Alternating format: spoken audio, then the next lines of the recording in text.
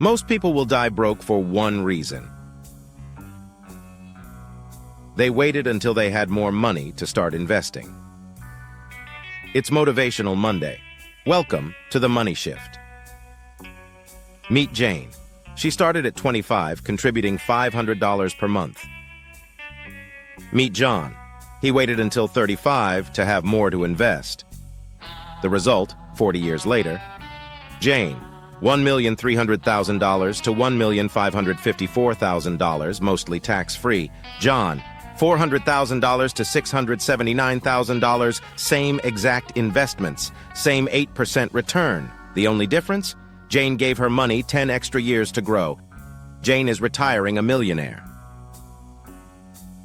John has to work another 10 years just to catch up. Your money doesn't care how much you earn today.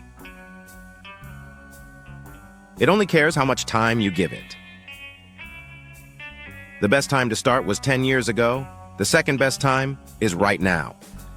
If you want to stop waiting and start building, hit that like button and subscribe to The Money Shift for more motivational videos just like this.